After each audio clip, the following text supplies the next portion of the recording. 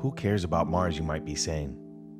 So what if a robotic explorer and its drone assistant are traveling 293 million miles away to land inside a gigantic crater on another planet?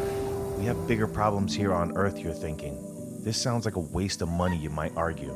But what if this mission to Mars has less to do with that red planet next door to us and much more to do with the next chapter of us here on Earth?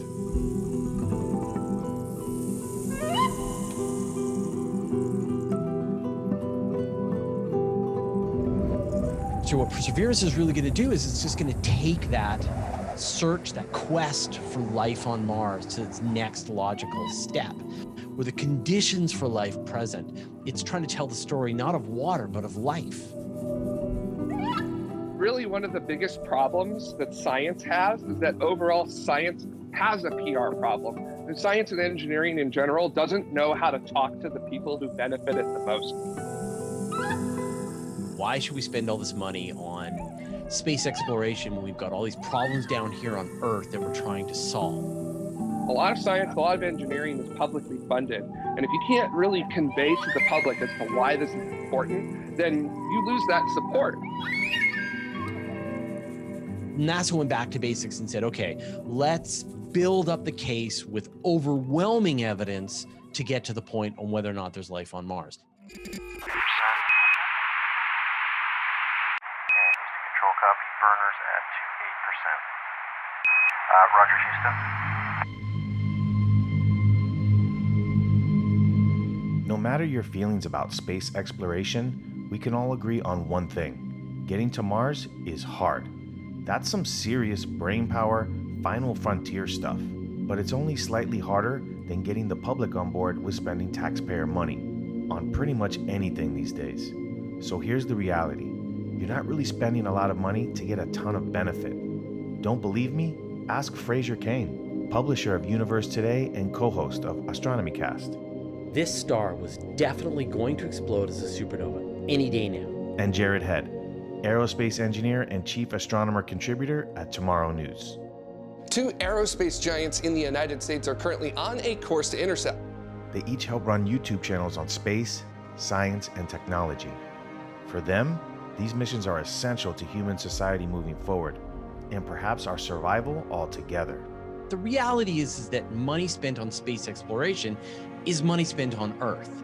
You know, when you think about your modern life right now with your GPS system that's built into your phone so that you just know where you are, our ability to communicate around the world thanks to communication satellites, all of the Earth monitoring that does. So there's all of this great technology. And then the money is spent on salaries on people here on Earth. It's not like you're just taking this money and sending it to Mars and dumping it on the surface of the red planet. There are these investments into human beings, into education, into technology, and into new ideas. But the other thing is that we don't know what the future holds. We don't know what basic investment that we make today will pay off down the road. One of the biggest things that you do in spaceflight is essentially technological development. You have to develop these technologies in order to perform what you want to do in spaceflight. And the really nice thing about these technologies, especially with NASA's derived technology, is that NASA basically opens up to the commercial sector and says, this is what we made. You guys want to use it? Go for it.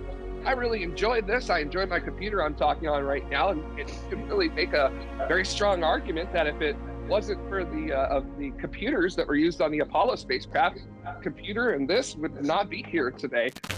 Okay, all flight controllers, go for landing. Retro, go. Fido, go. Guidance, go. Control, go. Telcom, go. GNC, go. Ecom, go. Surgeon, go. Capcom, we're go for landing. Altitude 4200. Houston, you're go for landing, over. Apollo 11, Armstrong, Aldrin, and Collins. They and millions of others reached out and, in their own way, touched another planet.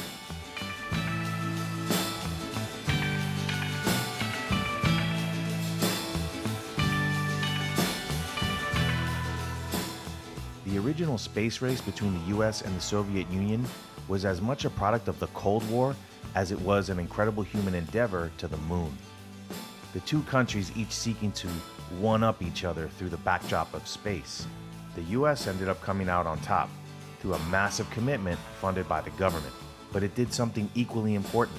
It showed that government can take on the projects that private companies just won't. When there's no incentive for private industry to fill a role for something that is risky, something that is new technology, something that has not been demonstrated, that's the role that an organization like NASA has to play, to say, look, we understand that nobody wants to develop ion engines, so we're going to solve the technical uncertainty in ion engines or nuclear engines or really, really efficient solar cells. Once something has become a solved problem, that's the point where it makes sense to purchase these things from a private supplier.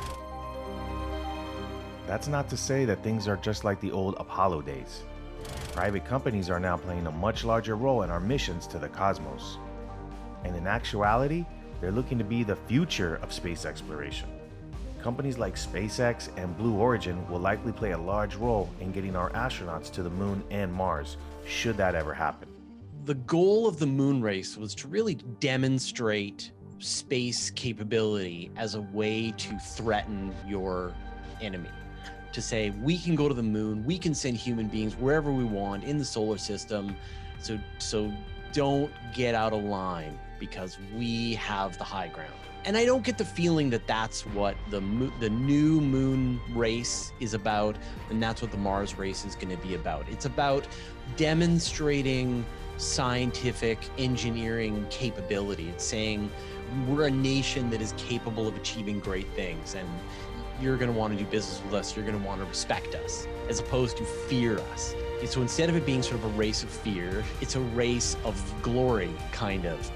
And I think you're going to see more participants. You're going to see more people getting on board, more alliances, and it's just overall going to feel more for the world than the Apollo race did.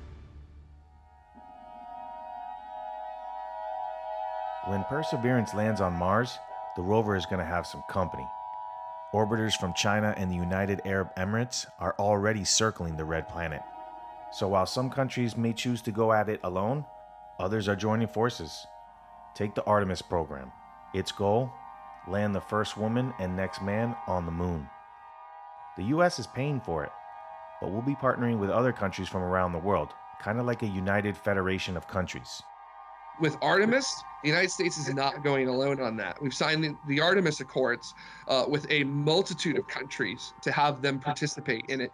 Countries that you didn't even think had a space program, like Australia. And what's so cool about that is over the past couple of years, Australia has said, we want to have our own space program. So how can we get involved in that? Oh, well, the Americans are going to be going to the moon.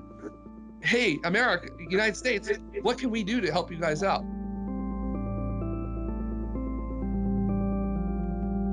And I also feel like spaceflight is very unique because it brings out the best in us. It's not because we're like, well, I guess we'll give it a full effort. No, spaceflight absolutely demands the best of you. It demands the best material.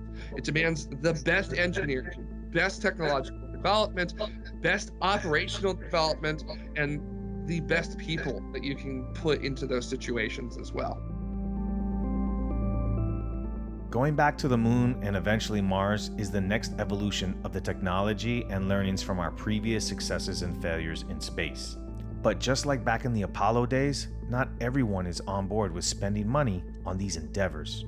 There was a multitude of voices that basically said, this is a waste of money. And there's no point to this. This is pointless. You're just a bunch of kids out there trying to one-up each other, but you're doing it with people riding explosions. The lunar module Eagle, and for the two craft to pull apart. 2, 3, 4, 5. Apollo 11 kind of changed that a little bit. Obviously, when the mission happened, people got behind it and they got very excited about it. And then the whole world stopped to watch Neil and Buzz walk around on the moon. And then, what do you remember of the Apollo missions after that? Not much, right? We may not remember Apollo 12. We definitely remember Apollo 13. Houston, we have a problem. 14 and 15, you get the idea. But we don't get to Mars without the knowledge gained during these previous missions. And Mars could help us provide an answer to a question man has never been able to answer. Sending people to Mars could help us answer literally one of the most important questions that humanity has, which is, are we alone in the universe?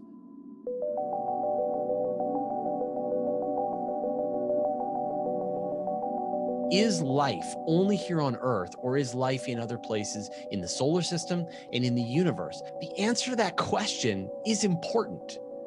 If we're alone, then it means that it's our responsibility to not mess this up, to not ruin our environment, to not ruin our planet, and really sort of end our existence here on Earth.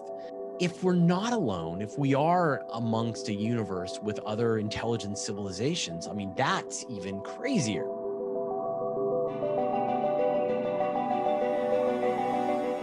That's one of the main missions of the Perseverance Rover: search for proof of ancient life on another planet. It's landing in a place with a high potential to find signs of past microbial life, and it's got special instruments designed to find them. Not to mention more cameras than any other previous mission. One more thing, they also sent a helicopter. Pushing ourselves as hard as we can like that only leads to very good things for all of us here on Earth. It's not necessarily just the fact that we're all coming together to try to do this mission. It's the fact that we're all coming together because that's the best of humanity. Whatever ideas you have about the next chapter of space and its importance, it's become apparent to me that man's mission to Mars is bigger than any single country, rocket, or even astronaut. It just might hold the answers to some of the most fundamental human questions man has ever posed, while potentially showing a divided world that we better make this planet work, because there's probably no planet B.